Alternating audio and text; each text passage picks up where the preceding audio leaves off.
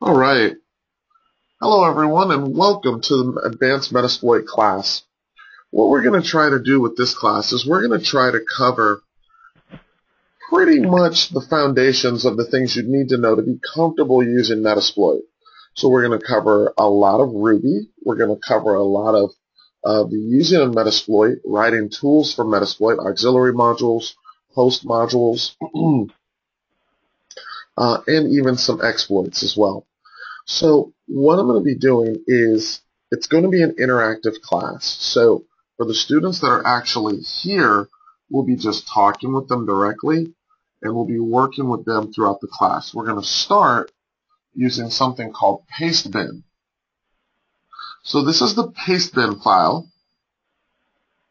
and what that means is this link is the link that you'll use so you can follow along with me. And this is going to allow you to copy and paste all of the commands that I'm doing each day. The reason that I use pastebin is because I'm not a real death by PowerPoint kind of guy. I don't really care for death by PowerPoint. I really like to have students working. Now, because there's a lot of command line Linux, the reason that I like to use the pastebin is because students tend to make a lot of mistakes, fat fingering, mistyping stuff, trying to take notes and all of that. So it's a little bit easier for students to copy and paste because it gives them the ability to take notes. It gives them the ability to ask questions. It gives them the ability to deal with cases where, for example, the font on the screen may be a little hard to read sometimes. This really tends to help.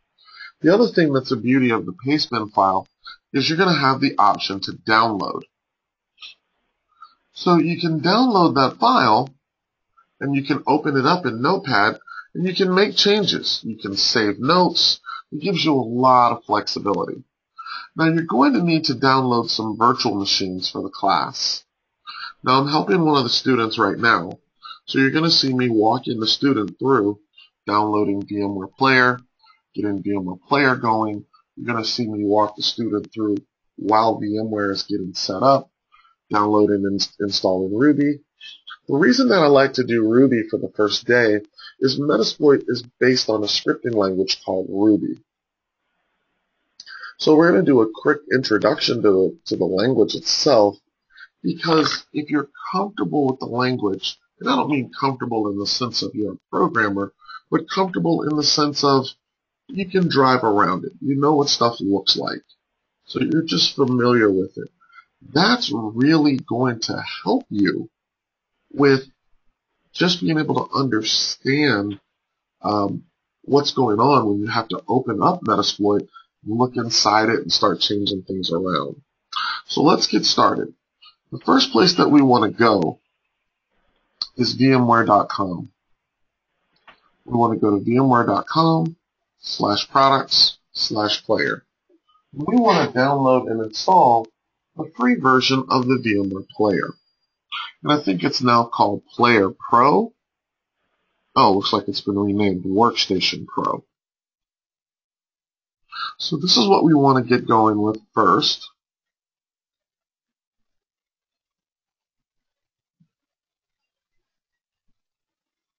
So it should have a section where it says try for free. And this would be what we'd want you to do.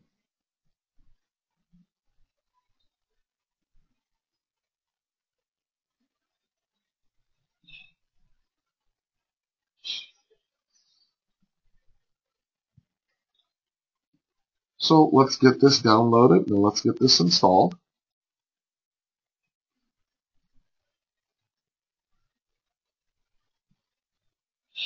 Now, I'm hoping that you're also downloading this virtual machine.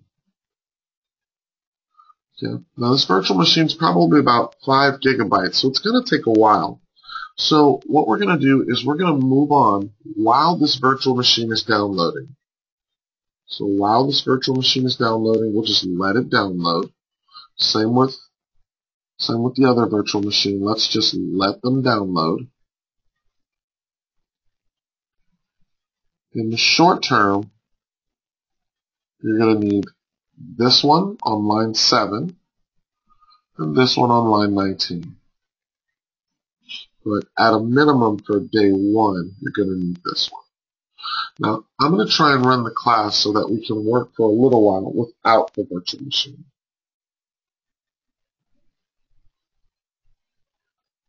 Okay. All right, so you're going to hear me at times asking students questions. Now, when I ask the students questions, you're not going to see the student has asked me a question, but this is what it looks like for me. So you'll see that maybe a student has asked me a question. So you'll see once a student has asked me a question, I'll be answering it. So it'll kind of look like out of nowhere. I'll be like, yeah, Jim, sure, the answer is blah, blah, blah. So please be understanding that I'm just dealing with students that are in class asking questions, okay? All right, so Alexander, just checking in on you, buddy. Are you downloading VMware Workstation? Yes, I am. Excellent. Okay, so let's get that downloaded and let's get VMware Workstation installed.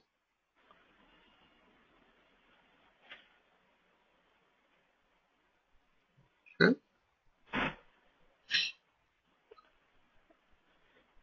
All right. So, Joe, you said at the minimum we need to download 2 VMs. Is that correct? Yeah, but let's get started without killing your network connection. Okay. So let's just start with the one that's in line number 7, the 5 gig one. 7. All right. Okay. And then how are we doing with VMware Player? Did that get installed?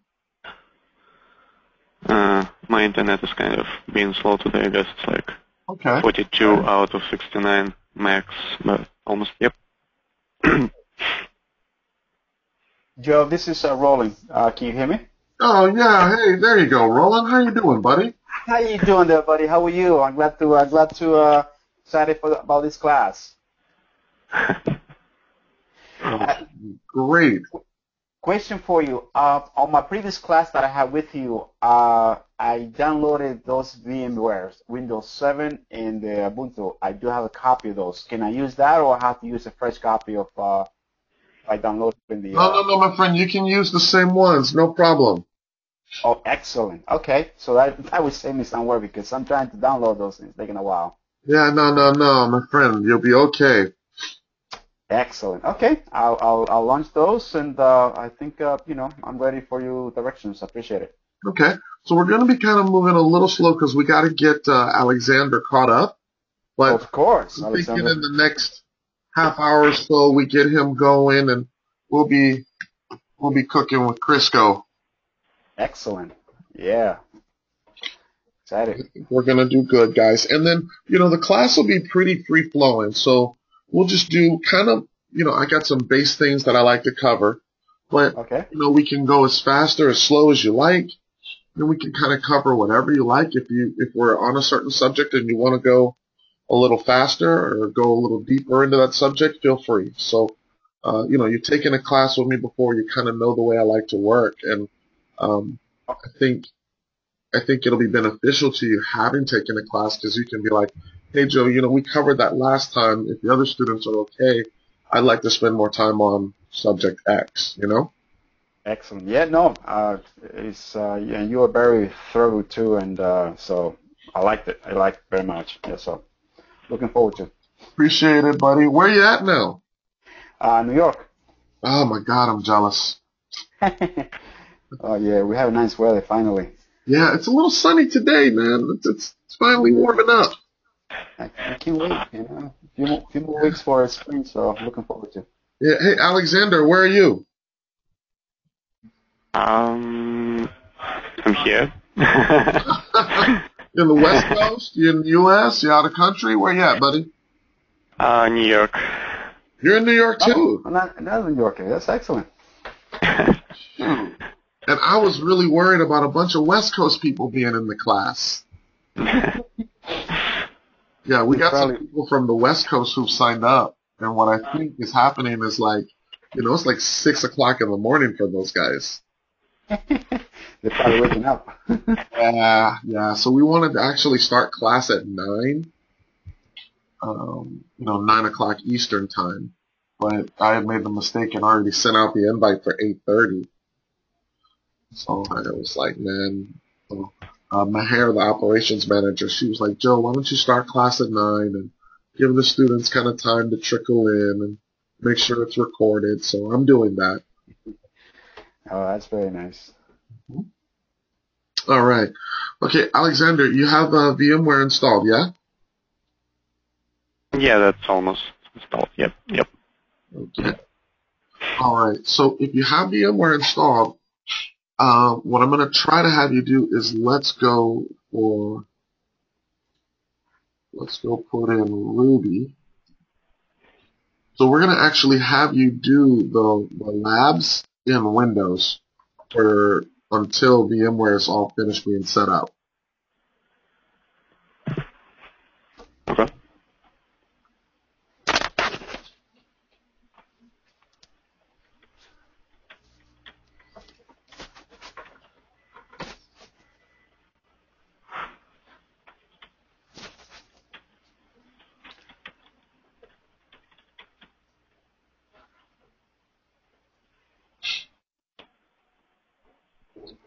Okay, so what I'm doing, buddy, is I'm giving you a link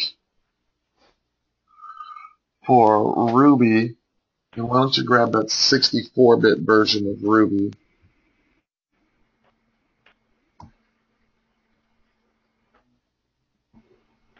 All right.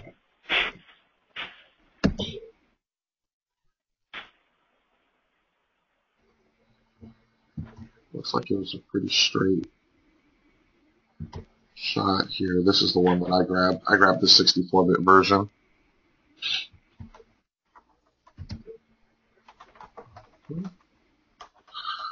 All right. And Roland, is it Roland or Rollin? Rolling, yeah. Rollin. Rolin. Okay. Rolling, yeah. Mm-hmm.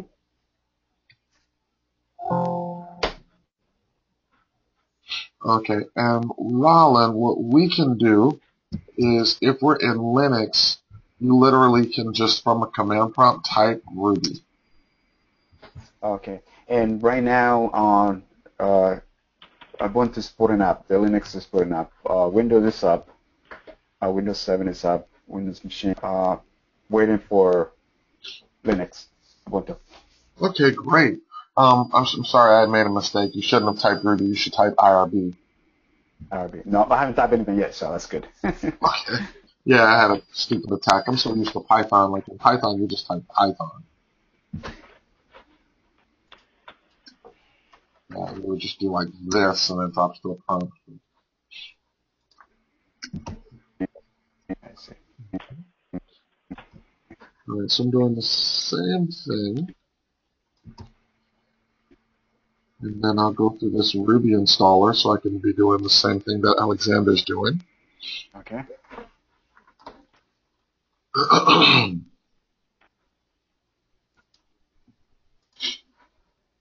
Okay, so I'm going to do a quick little thing right here. Do you see that I'm choosing these two options, Alexander? Yes. Okay, so we want to add Ruby to the path and we want to associate RB files in Windows with this installation of Ruby. All right.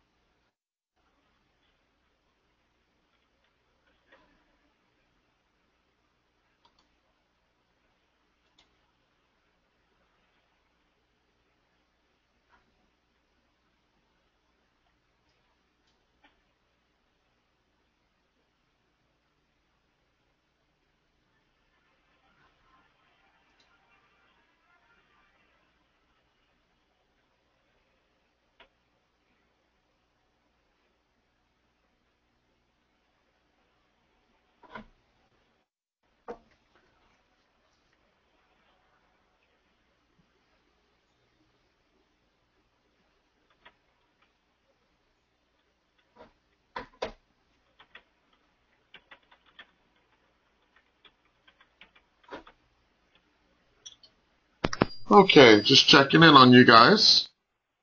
Very All good. right. Yes, they're getting ready to ask. You got good timing, Alexander. Yep.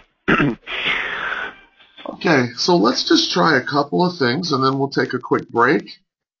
So in Windows, if you've got Ruby installed, you can just go to one of these command prompt or Explorer windows and you can type IRB. IRB. It's short for Interactive Ruby. Okay? In Linux, you do the same thing. You get to your Linux command prompt and you just type IRB.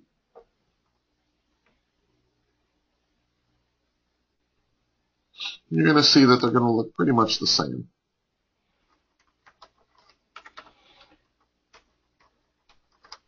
Alright, so down here, this is me doing it in Linux.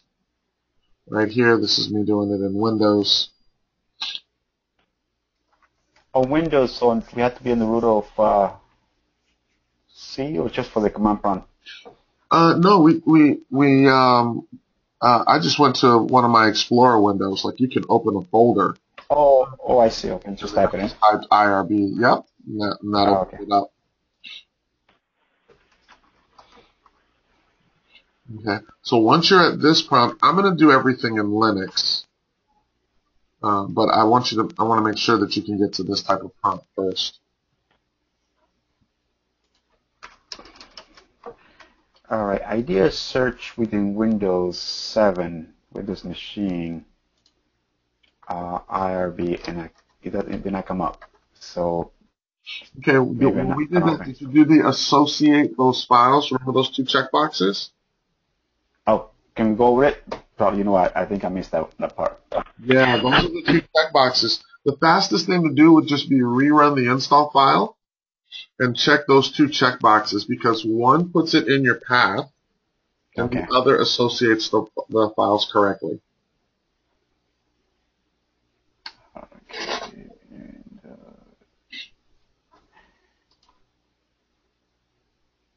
So I hear a little bit of an accent, buddy. Where are you from, Alexander? Yeah, I'm good. I got to this point. Just a common prompt, so I'm good.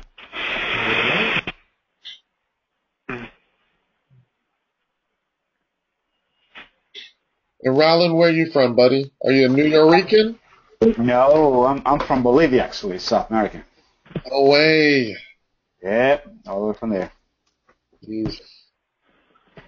I'm sorry, Joe. Can you direct me to? I completely forgot. It was way back. What is that executable? What is that file? I'm sorry. What are those files to associate with? Let's see. So this is the file.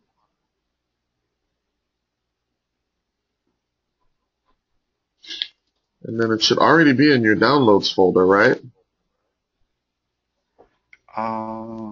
Okay. Oh, you know what? I have not downloaded those. Okay, that's my mistake. Okay. This is if you want to do it in Windows, that's all. Right? Because it's by default in Linux. Okay. No, I would rather use Windows, actually. Okay.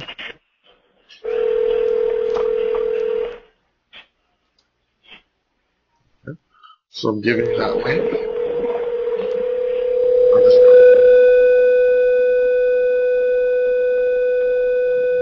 Back here. Okay. Right. And I'm grabbing the 2.4, right? Okay, got it. Yep. So I'm going to say OK. Okay, one second. It's almost there.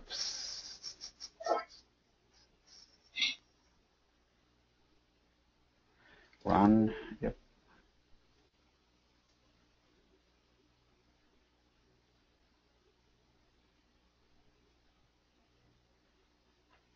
English.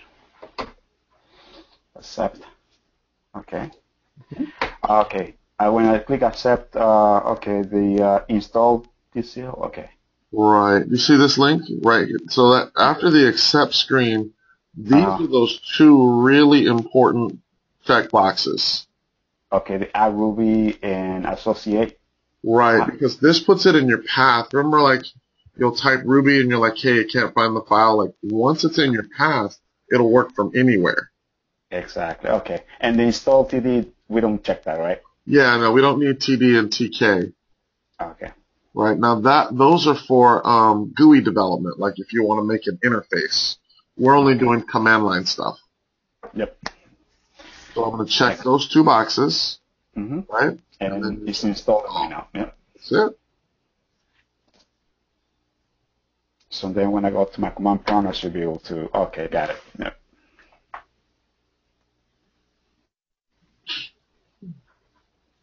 So it opens up, it says IRB now. IRB. Let's see. Oh, hang on a second. Let me just launch this again. Let me launch as administrator. Yes. IRB. And it's, yes, sir. Yep, got it. Wow, we're cooking with Crisco. Okay. Right. Okay, so we've got that IRB command prompt. Now what we want to do is we want to go to the paste bin. Okay, and I have that somewhere here. So now on that paste bin, make sure that we... Okay, I'm sorry, on the paste bin, does it require a password? No, the paste bin is just a website. Okay, no, I got it. I'm in. Oh, actually, it's prompting me to enter the password. Pretty strange. It shouldn't. Okay, let me click on the link again, and I see it. It's on the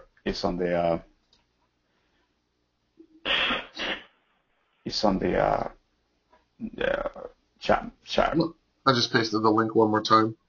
Okay, just trying that right now. Yeah, because it prompted me to enter the password. Okay, paste in. I'm sorry about that. No problem, buddy. Okay. It does require a password. Actually. It is prompting you to enter password too? Yeah, it did to me, so. Oh. Okay. Here, I can do this. Yeah, it's prompting me the password.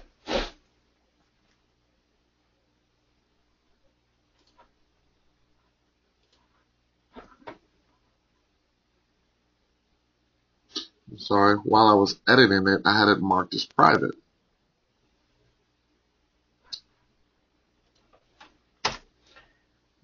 Now it's public. You got me. Alright, so let's launch it again. Okay. 1 second, Joe. I'll move you up.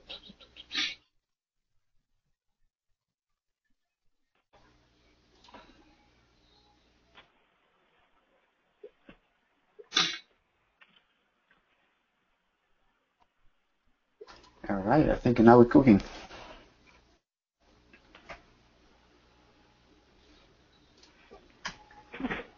Oh wow, now I can actually copy the link because I was typing it before to the VM. It's very long.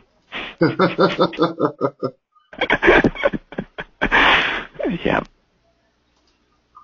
I'm sorry about that, guys. You know, I'm just so used to driving, I didn't even realize I didn't have that on. I apologize for that.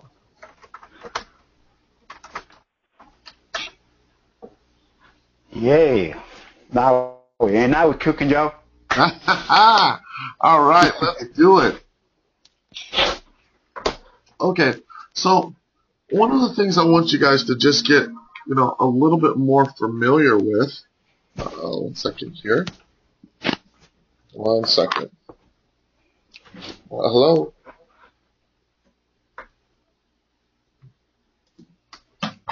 All right. I don't know who that number was. Okay, so what I want you guys to get a little bit more familiar with is there's some real simple things with Ruby. So we'll start with some basic operators.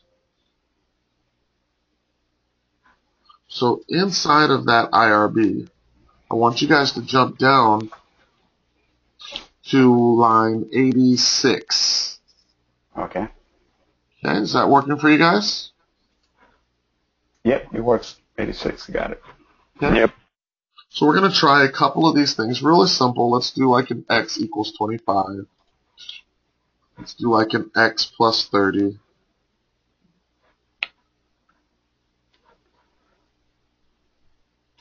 Let's do like a y equals 69. Then we can do like a y plus 30, 33.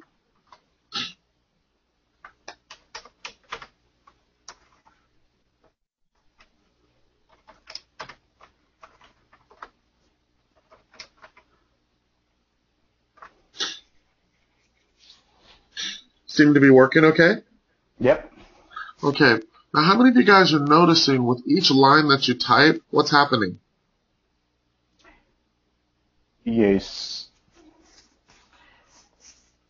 You see this? Mm-hmm. So what's happening is this is just your line number count. You don't need to be too worried. Like I've seen people like as they're typing stuff, they're kind of like, hey, what's going on here, right? So anytime you have a value that's populated,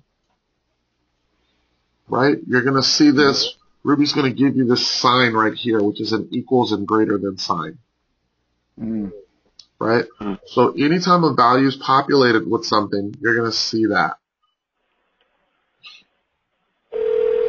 You have, I want you guys to hit Control L.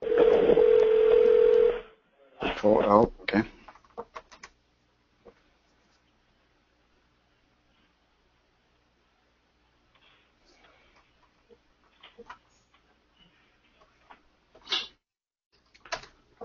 Okay, what did you guys notice when you hit Control L?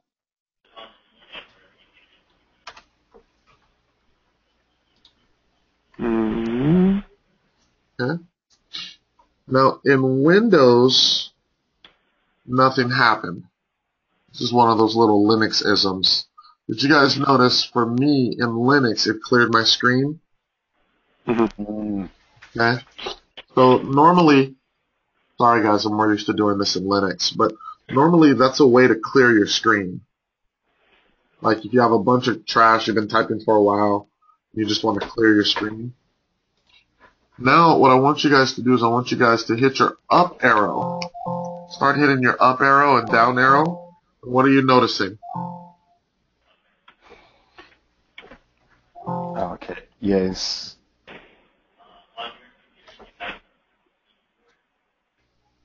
You see how you can go through your previous history of commands?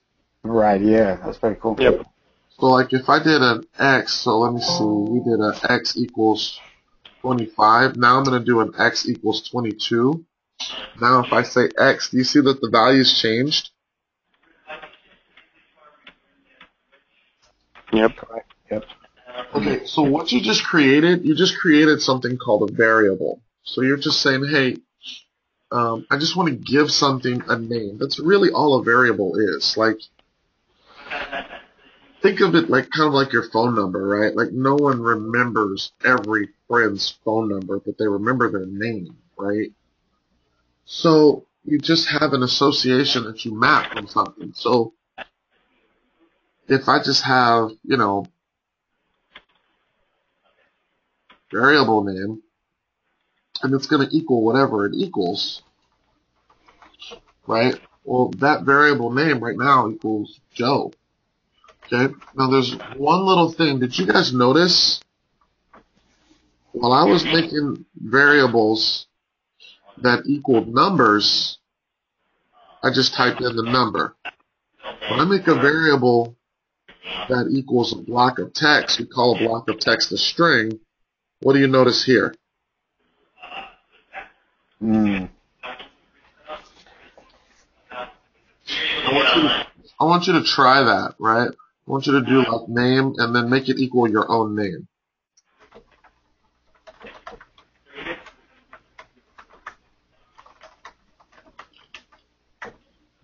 Yeah. Okay? Equal, greater than, yep. Yeah, so what if I do something like this? What if I go like, first name, right, and then, my last name,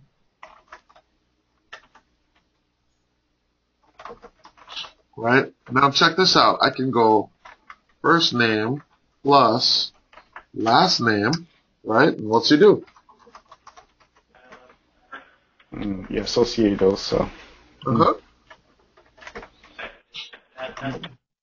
Now let me try age equals 40. Is this working for you guys? Yep. Now try this.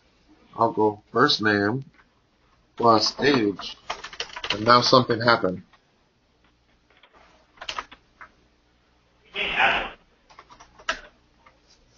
Ah. Okay. The reason is because as long as we're dealing with numbers, we can slam numbers together all we want. As long as we're dealing with strings, remember strings are a group of text, we can put those together all we want. When we want to mix numbers and strings, that's when we start to have problems. So you just want to kind of get in your mind, okay, anytime I'm talking about numbers, it's just numbers. Anytime I'm talking about blocks of text, we call blocks of text strings. Anytime I'm dealing with strings, I always have to put strings in quotes. So I'm going to show you something that's going to look a little comical, but I want you to get in the habit, okay? So I want to do like this, okay? I want you to go name equals. Now watch me do double quote, right? And now I put my left arrow. Okay? Then I type in my name. Did you guys see it? When you type, you always say like whatever you want. Age equals, I don't know. Month equals, right? I always go double quote, left arrow. Okay? Right now it's March. Okay? Got it. Okay? Why am I trying to teach you, right? Name equals single quote, left arrow. Okay? No matter what, if you go double quote, left arrow. Single quote, left arrow. Left parent, right parent. Left parent, right parent, left arrow key. Does this make sense, guys? Makes sense, yep. Okay, why am I trying to teach you that? Why is that important?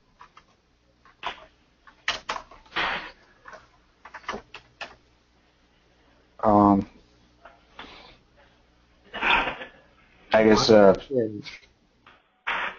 shortcut. I mean, I don't know. I mean, easy to. Yeah, definitely a shortcut. It's one of those things that's going to save you heartache later on. Right. The reason it's going to save you some headache and heartache is because what starts to happen as you type, you might have something that goes like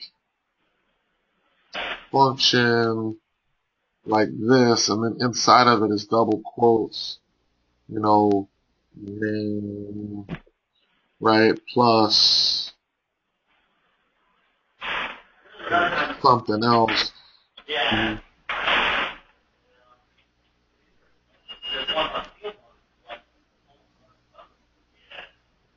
Right, and then that something else will have numbers inside of it. You starting to see what's going on? Right. So the problem is for this stuff to work, all of the parentheses and quotes need to be balanced.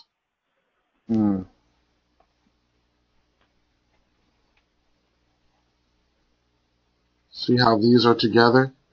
Right. These are together. These need to be balanced. So this is together. This is together. Hard to see? Got it. Yep.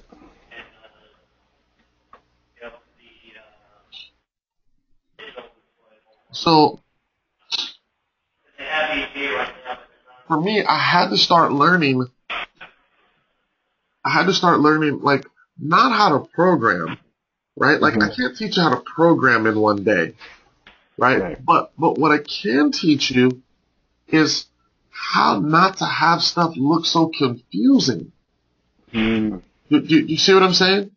Right. And this can get very confusing too, very quickly. Yeah, it starts to get confusing. So like if you start to learn just a few programming rules, what I've found is that really kind of helps students tomorrow when we got to look at these Metasploit scripts. You can look at it and you can be like, oh, no. He's just assigning a variable and calling the variable payload. You know? I get it. That's cool, you know? It's just something he's calling it for himself, you know, so he knows when he's talking about this, you know. Oh, he's calling the variable command shell. Oh, okay, he's calling the variable antivirus, you know? Right. So not a problem. Yeah?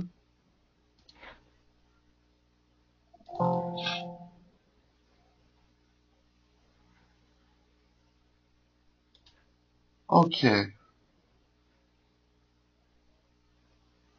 All right, guys, I say let's take a quick break. Let's take 10 minutes. Sounds good. Okay, and then we'll come back and we'll get started on classes. Okay, classes are going to be at line 100, okay? Excellent. All right, so let's take All right. Good stuff, Joe. Thank you. No problem, buddy. Thank you.